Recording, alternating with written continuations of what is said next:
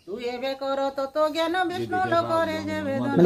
Jagannath and welcome back to a fresh new blog. आज हूँ पवित्र अँला नवमी आउ ये अँला नवमी आम गाँव में केमिति धूमधाम रे पालन करा जाए चलतु आगक ये वीडियो माध्यम देखिए। स्नान करने पर गछमूल क्षीर अक्षत अरुआ चाउल फूल धूप दीप भोग देवा सहित अँला गछरे सालुकना बांधी 7 थर परिक्रमा करा जाए।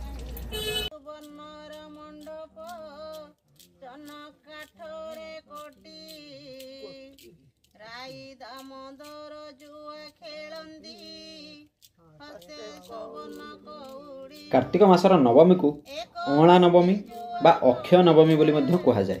यही दिन अँला गछ मूल पूजा दान तर्पण कले ताहार अक्षय फल मिलता है, अर्थात यही पुण्य केबे हेले नष्ट हुए ना। यही दिन महिला माने अँला गछ मूल राई दामोदर व्रत पालन करथांती बा जहाकू राधा दामोदर व्रत मध्य कहा जाए। तेबे आसंतु जानिबा ए राई दामोदर व्रतर आरंभ केमिति हेइति। पुरी श्रीमंदिर बड़ पंडा जे कि जगन्नाथंकर परम भक्त थिले, थरे से तांकर पितामातांकर श्राद्ध कर्म करिया पई संकल्प कले एवं श्राद्ध दिवस रे स्वयं जगन्नाथ निज गृह को आतिथ्य ग्रहण करिया पई निमंत्रण कले। इच्छामय ठाकुर भक्तर अकपट भाव में संतुष्ट होई तांका निमंत्रण रक्षा कले एवं रत्न सिंहासन उठी अंतर्धान भाव में बड़पंडा घरे जाई पहुँचले। बड़पंडा एवं तांका पत्नी अत्यंत आनंदर सहित महाप्रभु विधि अनुजाई भोजन अर्पण कले और तांकर अत्यंत आदर जत्न तांकर सेवा कले। बड़पंडा आतिथ्य प्रीत होई जगन्नाथ तांको उचित वर मागिबा पई कहिले। यह शुणी बड़पंडा महाप्रभु को प्रणाम करी कहिले, हे कमलाकांत, मोर राई नाम एक कन्यारत्न अच्छी आ मोर इच्छा आपण ताहाको पत्नी रूप में ग्रहण करंतु। मु आपण को मोर यही कन्यादान करने वर मागुछि। पंडांकर यही अतुलनीय भक्ति एवं अनुरोध को शुणी महाप्रभु अत्यंत संतुष्ट हेले आ कहिले राई लक्ष्मी अंशर जात होइथिबारु से ताहाको स्वीकार करुछंती।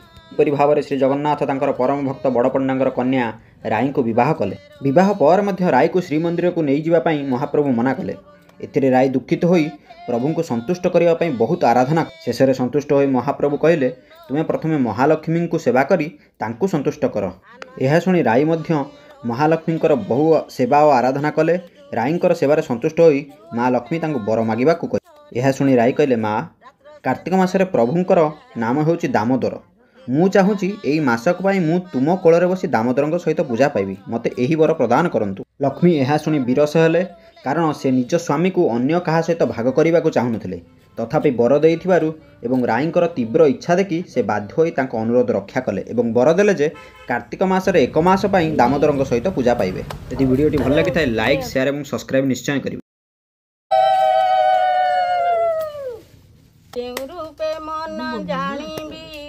मोर नाही बकटी मटुंब मन एका जानती नंद राजा जुवती के पाठे सब करी जारो पासे सारदा दीवानिशी सेवा करती रही सदा सर्वदा। जगन्नाथ की जय, जगन्नाथ की जय। महाप्रभु संसार तुमर विचार वर्षे के थरे किया आनंद, हे भगवान तुम्हें ही रक्षा करे।